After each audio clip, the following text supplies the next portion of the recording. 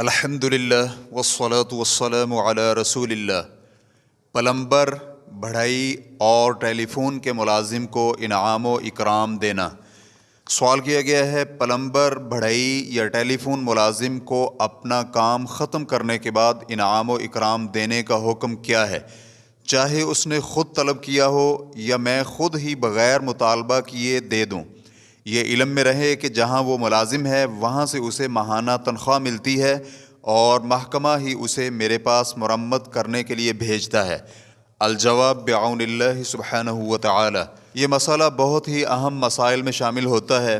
اور اس دور میں بہت ہی عام ہو چکا ہے، حتیٰ کہ بہت سارے ملازمین تو اب مانگنے سے بھی گریز نہیں کرتے، جسے وہ انعام و اکرام اور چائے پانی کا نام دیتے ہیں، اور کچھ ملازمین تو اسے اپنا ضروری حق سمجھتے ہیں، اور کچھ ایسے بھی ہیں کہ اگر انہیں کچھ دیا جائے تو وہ اس کی مقدار میں جھگڑا کرنے لگتے ہیں کہ یہ بہت کم ہے، اور جب انہیں یہ محسوس ہو کہ انہیں انعام و اکرام اور چائے پانی نہیں ملے گا یا اس کی مقدار کم ہوگی تو وہ کام میں سستی و کاہلی برتنے لگتے ہیں۔ جہاں زیادہ کام کی ضرورت ہوتی ہے وہاں وہ بہت ہی سستی برتتے ہیں۔ اس پر غور و فکر کرنے والا شخص محسوس کرے گا کہ اس انعام و اکرام اور چائے پانی کی ادائیگی کے نتیجہ میں کئی ایک خرابیاں پیدا ہوتی ہیں، جن کا خلاصہ سماعت کیجیے۔ نمبر 1،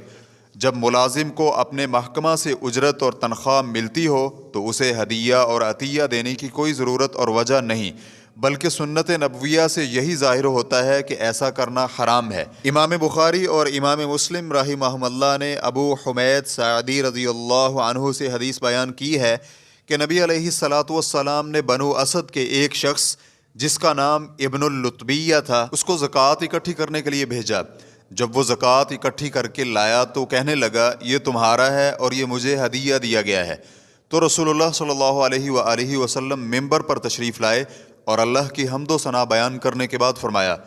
اس اہلکار کی حالت کیا ہے جسے ہم کسی کام کے لیے روانہ کرتے ہیں تو وہ آ کر کہتا ہے یہ آپ کا ہے اور یہ میرا، تو وہ اپنے ماں باپ کے گھر ہی کیوں نہ بیٹھا رہا اور انتظار کرتا کہ آیا اسے ہدیہ دیا جاتا ہے یا نہیں۔ اس ذات کی قسم جس کے ہاتھ میں میری جان ہے، وہ جو کچھ بھی لائے گا روز قیامت اسے اپنی گردن پر اٹھائے ہوئے ہوگا۔ اگر وہ اونٹ ہے تو وہ آواز نکال رہا ہوگا، یا گائے ہوگی تو وہ بھائیں بھائیں کر رہی ہوگی، یا پھر بکری ہوگی تو وہ ممیا رہی ہوگی۔ تو پھر رسول اللہ صلی اللہ علیہ وآلہ وسلم نے اپنے ہاتھ اوپر اٹھائے تو ہم نے آپ کی بغلوں کی سفیدی دیکھی اور فرمایا، خبردار رہو، میں نے پہنچا دیا۔ ریفرنس کے لیے دیکھیے صحیح بخاری حدیث نمبر 7174، صحیح مسلم حدیث نمبر 1832۔ حدیث میں استعمال ہونے والے الفاظ کے معانی: الرغا اونٹ کی آواز کو کہتے ہیں، الخوار گائے کی آواز کو کہا جاتا ہے، الیعار بکری کے ممیانے کی آواز کو کہا جاتا ہے۔ جائز اور حرام ہدیہ میں فرق یہ ہے کہ جو چیز انسان کے کام اور عمل کی بنا پر ہو وہ حرام ہے، اور اس کا ضابطہ یہ ہے کہ انسان اپنے حال کو دیکھے، اگر وہ اس کام میں نہ ہوتا تو کیا اسے یہ ہدیہ دیا جاتا؟ اور یہی چیز رسول اکرم صلی اللہ علیہ وآلہ وسلم اپنے اس فرمان میں بیان کر رہے ہیں۔ تو وہ اپنے ماں باپ کے گھر کیوں نہ بیٹھ کر انتظار کرتا رہا کہ آیا اسے ہدیہ دیا جاتا ہے یا نہیں۔ نمبر 2، یہ انعام و اکرام اور چائے پانی ملازم کو اس بات کی دعوت دیتا ہے کہ وہ دینے والے کی طرفداری کرے، حتیٰ کہ وہ اسے ایسی چیز دے جو اس کا حق نہیں، جس کے نتیجے میں کام والے کو نقصان ہوگا۔ نمبر 3، یہ چیز ملازم کے دل میں ان لوگوں کے متعلق خرابی پیدا کرے گی جو اسے کچھ بھی نہیں دیں گے، تو اس طرح وہ ان کا کام اچھے اور بہتر طریقے سے سر انجام نہیں دے گا اور ان کے کام میں کوتاہی برتے گا۔ نمبر 4،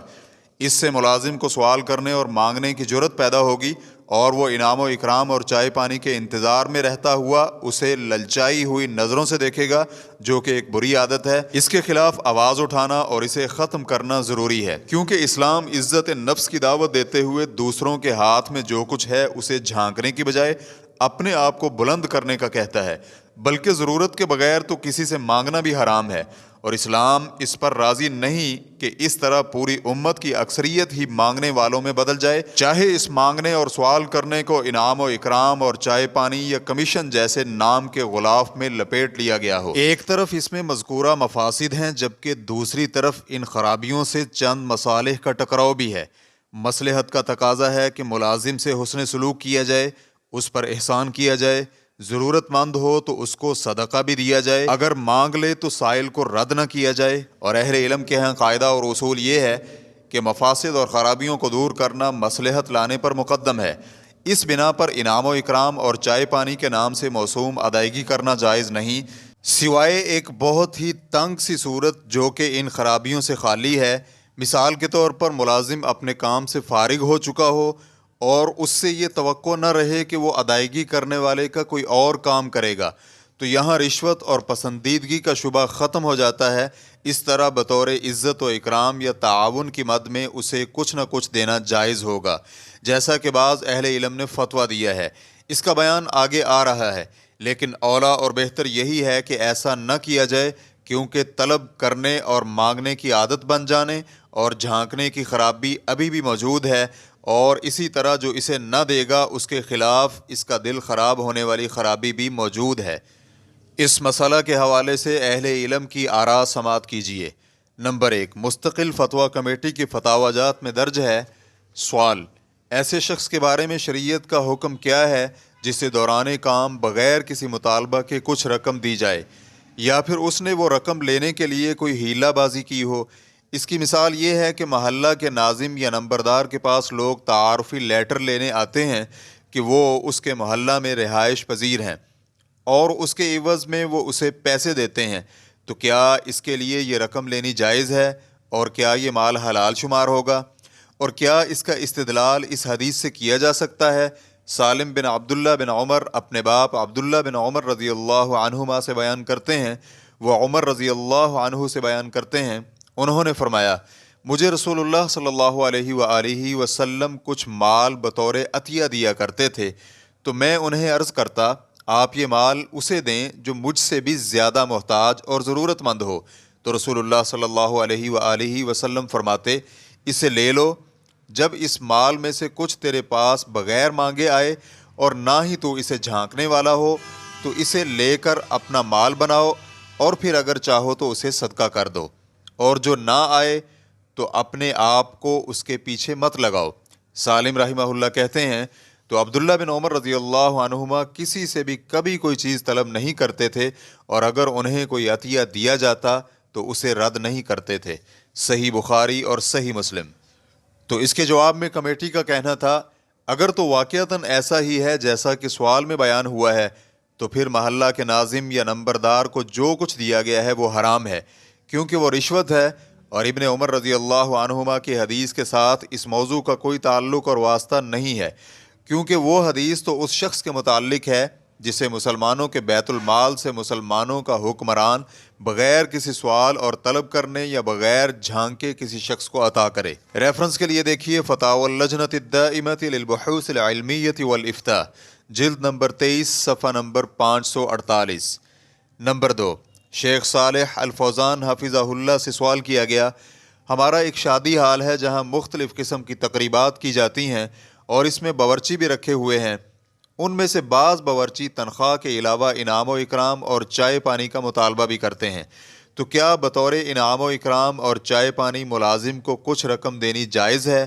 تو شیخ حفظہ اللہ کا جواب تھا، اگر تو اس ملازم کی تنخواہ مقرر ہے اور مالک کی جانب سے اس کی اجرت مقرر کر دی گئی ہے، تو کسی بھی شخص کے لیے اسے کچھ دینا جائز نہیں، کیونکہ ایسا کرنے سے وہ دوسروں کے لیے خرابی پیدا کرے گا، کیونکہ بعض لوگ فقراء ہوتے ہیں جو انہیں کچھ نہیں دے سکتے، تو یہ عمل ایک برا طریقہ ہے۔ ریفرنس کے لیے دیکھیے المنتقى فی فتاوی الشیخ الفوزان، جلد نمبر 3، سوال نمبر 233۔ نمبر 3، شیخ عبد الرحمن البراک حفظہ اللہ سے دریافت کیا گیا، ہوٹل کے ملازم اور ویٹر کو بل سے زیادہ جسے بخشیش کا نام دیا جاتا ہے رقم دینے کا حکم کیا ہے؟ تو شیخ کا جواب تھا، ملازم یا ویٹر کو یہ زیادہ رقم دینا جائز نہیں، کیونکہ یہ آپ کی جانب سے رشوت شمار ہوگی، تاکہ وہ آپ کو اچھی اور بہتر سروس مہیا کرے یا پھر آپ کو باقی لوگوں سے زیادہ کھانا فراہم کرے، اور ملازم کے لیے جائز نہیں کہ وہ کسی ایک شخص کو باقی افراد سے زیادہ سروس فراہم کرے، بلکہ ملازم کو چاہیے کہ وہ سب لوگوں کے ساتھ ایک جیسا ہی معاملہ کرے۔ لیکن اگر اس زیادہ رقم سے رشوت یا ایک دوسرے کو پسندیدگی کا شبہ ختم ہو جائے تو پھر اس وقت ایسا کرنے میں کوئی حرج نہیں ہے، جیسا کہ اگر آپ اس محتاج اور ضرورت مند اور کمزور ملازم شخص پر احسان کا مقصد رکھتے ہوں اور آپ اس ہوٹل میں بار بار نہ جاتے ہوں۔ ریفرنس کے لیے دیکھیے سوال نمبر 21605۔ واللہ تعالی اعلم۔ اسلام کیو اے ریکارڈنگز، مؤسسۃ الشیخ محمد صالح المنجد، المملکۃ العربیۃ السعودیہ، فتویٰ نمبر 82497۔ والسلام علیکم ورحمۃ اللہ وبرکاتہ۔